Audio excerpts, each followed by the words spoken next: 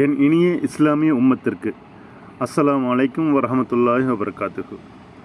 ஈரானில் மன்னர் ஷா ஆட்சியை ஒழித்து இஸ்லாமிய புரட்சியின் மூலம் வீழ்த்தி இன்றைய ஈரானை மிகப்பெரிய வல்லரசு நாடாக அமெரிக்க ஏகாதிபத்தியத்திற்கும் இஸ்ரேலுக்கும் மிகப்பெரிய சிம்ம சப்பனமாக திகழக்கூடிய கொமைனியின் குடும்பத்தை பற்றி, அவர்களின் குடும்பம் நபி ஸல்லல்லாஹு அலைஹி வஸல்லம் அவர்களின் குடும்பத்தோடு இணையும் சங்கிலி தொடர் பற்றி இத்தொடரில் நாம் காண்போம். வாருங்கள் பார்க்கலாம்.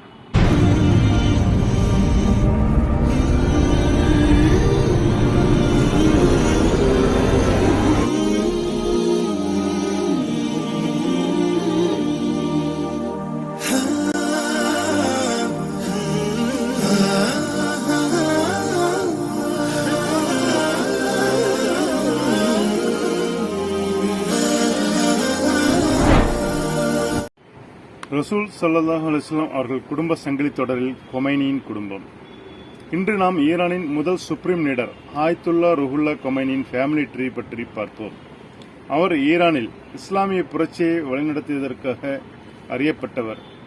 எனவே இந்த காணொலியில் ஆயத்துல்லா ருஹுல்லா கொமைனியின் மூதாதையர்கள் யார் என்பதையும், அவரது வம்சாவளி 6வது ஷியா இமாம் ஜாஃபர் அல் சாதிக் வரை எவ்வாறு செல்கிறது என்பதையும் குறிப்பாக பார்ப்போம்.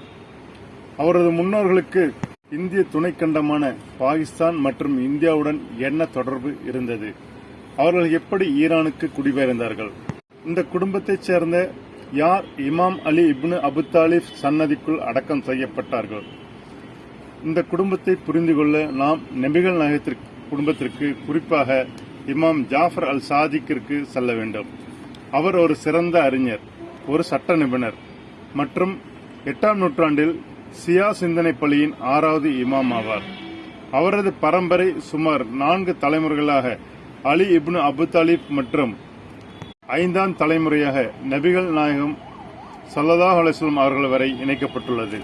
இமாம் ஜாஃபர் அலைஹிஸ்ஸலாம் அவர்கள் சன்னி மற்றும் சியா இரு சிந்தனை பள்ளிகளிலும் மிகவும் உயர்ந்த இடத்தை பெற்றுள்ளார். இருப்பினும் அவர் சியா சமூகத்தினரால் ஜாஃபரி சிந்தனை பள்ளியின் நிறுவனராக குறிப்பாக போற்றப்படுகிறார். சூஃபிசத்தை பற்றி பேசினால் பல சூஃபி ஆன்மீக தொடர்களில் அவருடைய பெயர் இடம்பெற்றிருப்பதை காணலாம். இமாம் ஜாஃபர் எந்த ஒரு கிளர்ச்சியிலும் பங்கேற்காத போதிலும் அப்பாசிய தலைவர்களால் பல முறை துன்புறுத்தப்பட்டார் என்று வரலாற்று ஆசிரியர்கள் எழுதுகின்றனர்.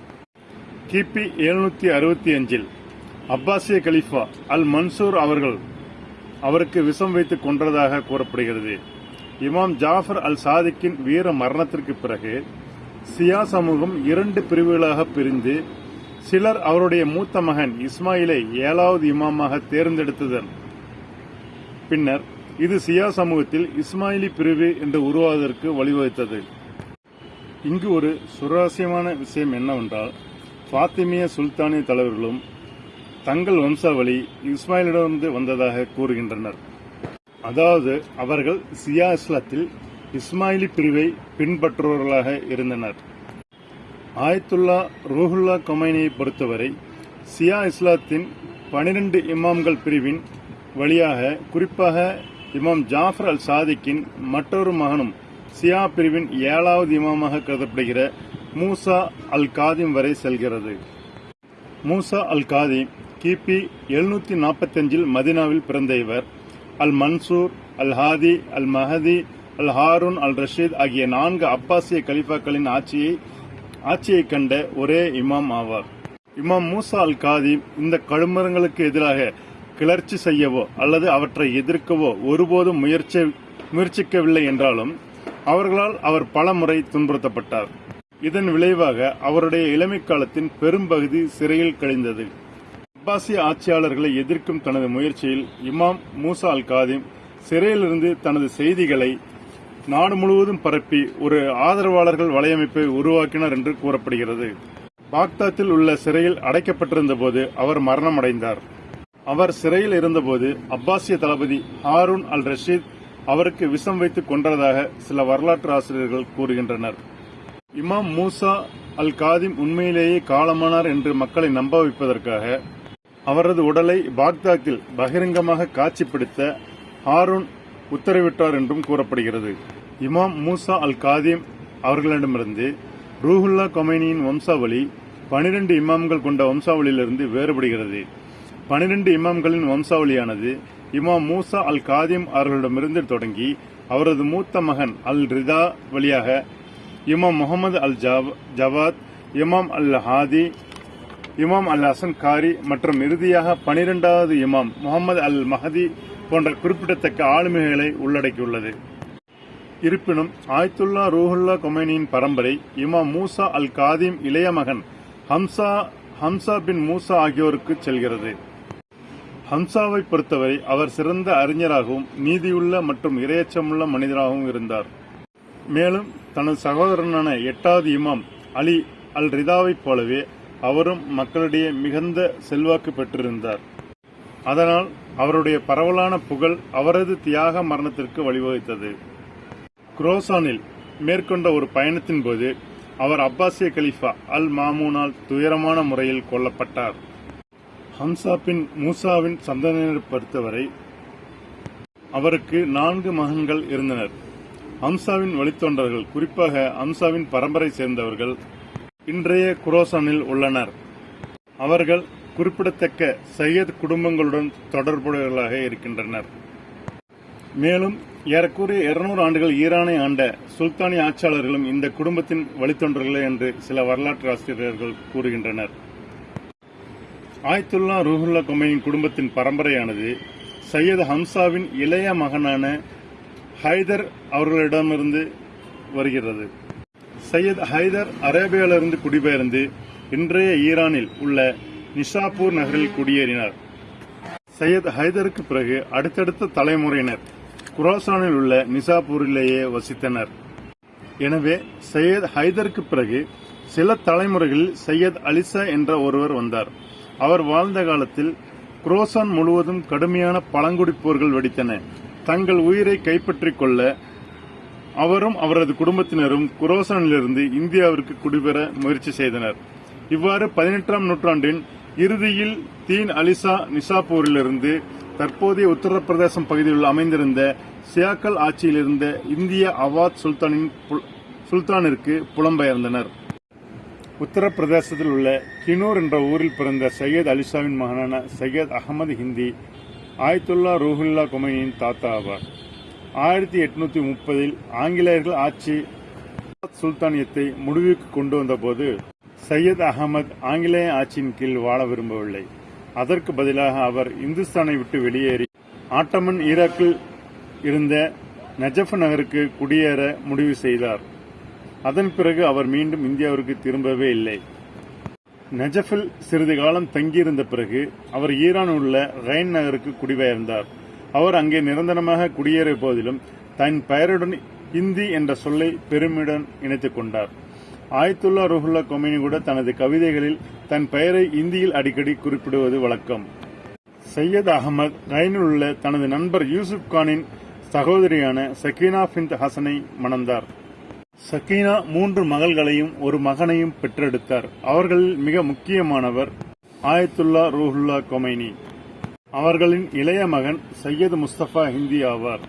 சையத் முஸ்தபா 1862ஆம் ஆண்டு ரைன் மாகாணத்தின் ராசி பகுதியில் பிறந்தார். சையத் முஸ்தபா தன்காலத்து ஆட்சியாளர்களின் கொடுங்கோன்மைக்கும் அடக்குமுறைக்கும் எதிராக வெளிப்படையாக குரல் எழுப்பியதற்காகவும் போராடியதற்காகவும் அறியப்பட்ட தன் பிராந்தியத்தில் மிகவும் மதிக்கப்பட்ட ஒரு தலைவராக விளங்கினார். அவரது தைரியத்தின் காரணமாக மக்கள் அவரது வீட்டை ஒரு புகலிடமாக கருதினர். ஆனால் இந்த எதிர்ப்பை ஆளும் சக்தி பொறுத்துக் கொள்ள முடியவில்லை. அவர்கள் அவரை ஒழித்துக் கட்ட சதி திட்டம் தீட்டினார்கள். மேலும் வருந்தத்தக்க வகையில் அவர்கள் வெற்றி பெற்றார்கள். 1903ஆம் ஆண்டு பிப்ரவரி 13ஆம் தேதி சையத் முஸ்தபா படுகொலை செய்யப்பட்டார். சையத் முஸ்தபாவின் பிள்ளைகளை பொறுத்தவரை அவருக்கு முலூத் மற்றும் ஃபாத்திமா என்ற 2 மகள்களும், சையத் முர்தசா, சையத் நூருதீன், சையத் ரூஹுல்லா என்ற 3 மகன்கள் இருந்தனர். அவர்களில் மூத்தவரான சையத் முர்தசா ஆயத்துல்லா ரூஹுல்லா கொமைனியை விட 4 வயது மூத்தவராக இருந்தார்.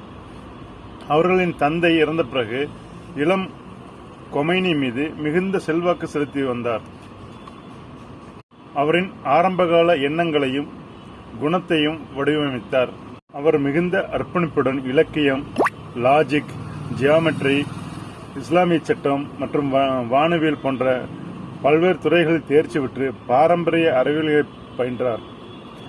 ஈரான் சாவுக்கு எதிராக அவர் தன் சகோதரருக்கு உறுதுணையாக நின்றார். அந்த எதிர்ப்பு தான் மாபெரும் ஈரானிய புரட்சிக்கு வழிவகுத்தது.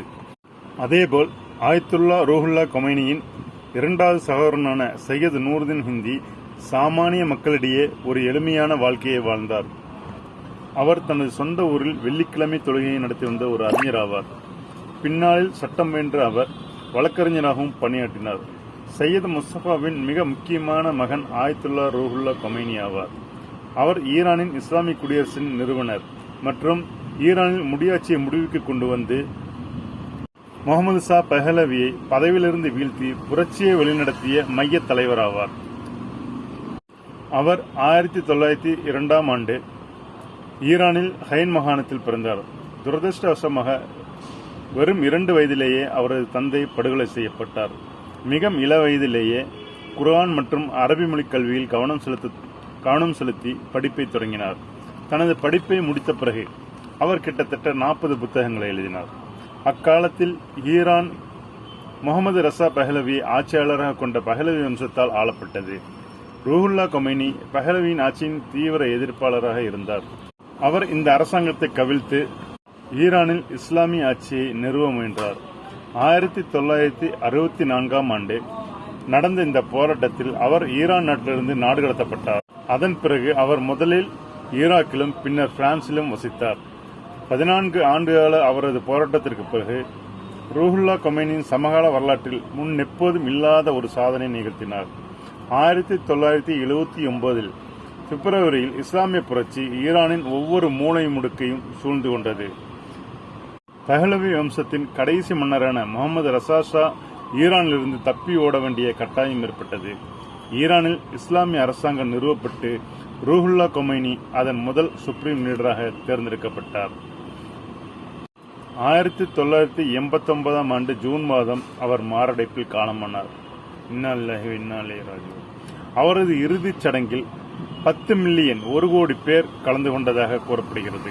இது அக்கால ஈரானின் மக்கள் தொகையில் 16இல் ஒரு பங்காகும். அவரது மறைவுக்கு பிறகு அவரது சீடரும் நெருங்கிய நட்பாக இருந்த சையத் அலி கமேனி அவர்கள் அவருக்கு பின் பதவியேற்ற 2வது சுப்ரீம் லீடராக ஆனார். பார்வையாளர்களே, ஈரானின் முதல் சுப்ரீம் லீடரான ஆயத்துல்லா ரூஹுல்லா கொமைனியின் குடும்ப மரம் பற்றி, அது எவ்வாறு நபி ஸல்லல்லாஹு அலைஹி வஸல்லம் அவர்கள் தலைமுறையிலிருந்து வருகிறது என்பதை பார்த்தோம். 2வது கட்ட தலைவராக இருந்த சையத் அலி கமேனியும் தற்போது நடைபெற்றுக் கொண்டிருக்கக்கூடிய ஈரான் அமெரிக்க யுத்தத்தில் ஷஹீதாக்கப்பட்டார். இப்போது 3வது சுப்ரீம் லீடராக அவருடைய மகன் முஜ்தபா கொமைனி பதவியேற்றுள்ளார்.